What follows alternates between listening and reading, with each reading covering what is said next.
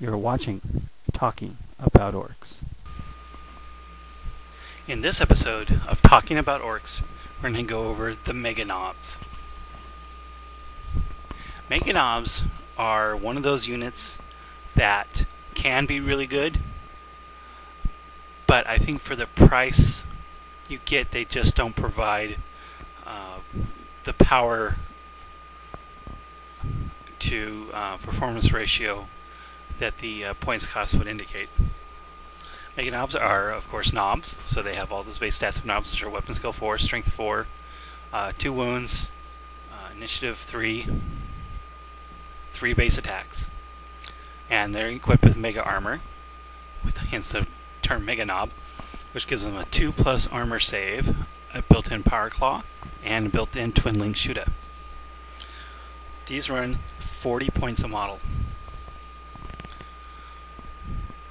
While this sounds really good, they are a big point sink, obviously, even more than regular knobs. And they just don't have the options. There are a couple what I would consider key options missing from the Meganobz, which makes them more of a liability than an asset. And the two options which I think the Meganobz must have, and they don't have access to, one is the boss pole. So they're stuck at their leadership 7. And 2, cyborg bodies. They simply do not have access to those normally. You can get them with cyborgs if you take Med Grosnick, but that's the only way. And because of those two deficiencies, Meganobz are nowhere near as good as they could be. The only options you have for Meganobz are you can give them a combi weapon instead of the twin link shooter. So you can give them a combi scorcher or combi rocket. Or of course you can give them a truck and a battle wagon dedicated transport. So how do you use Meganobz? Well, a lot of people will have success with Meganobz. You can give them a large number, which will help negate the lack of options a little bit. So I mean, you still have to cause 2 wounds to each, and you'll get saves against crack missiles. So the only thing you really have to worry about, like bright lances and las cannons. Or you can give them in small numbers, where you take just the bare minimum, which is 3, maybe give them a couple combi weapon, a combi scorcher, and maybe even a combi rockets for the wound allocation, so that we have 3 different models. Throw them in a truck and see what they can do. Generally speaking, though, one way or the other, the Meganobz need to have an independent character babysitter. They need to have someone with them with a boss pole and better leadership. And because of that, I don't use them very often, but when I do, they are an awful lot of fun. And there's one thing for sure, is that Meganobz will attract the attention of your opponent.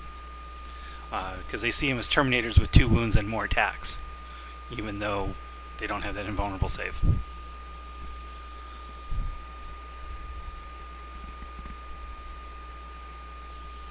Anyway, there's really not a whole lot else to say about Meganobz. You definitely need to be careful about how you use them. Bloodletters, anything with power weapons, they just need to stay away from. But vehicles, squishy Devastator squads, Guardian squads, Necrons of course will die to anything, but Meganobz against Necrons would just, I can't even imagine what kind of devastation they would wreak with that. Let's see, any sort of support unit will definitely just crumble under the Meganobz. Any sort of assault specialist unit, it depends on what gear they have and how many knobs you have.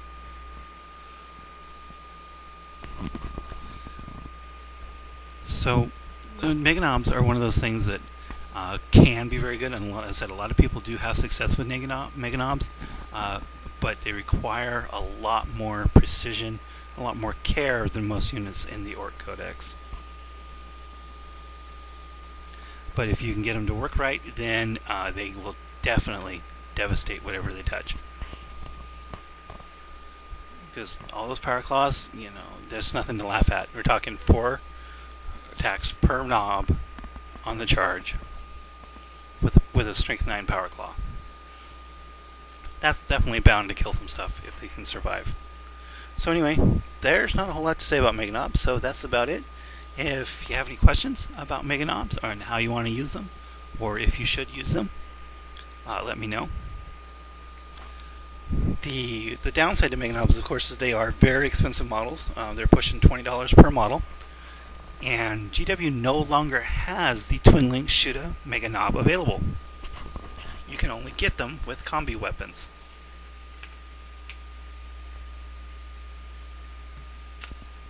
So, I've even been looking for some combi weapon Meganobz off eBay and with not much luck.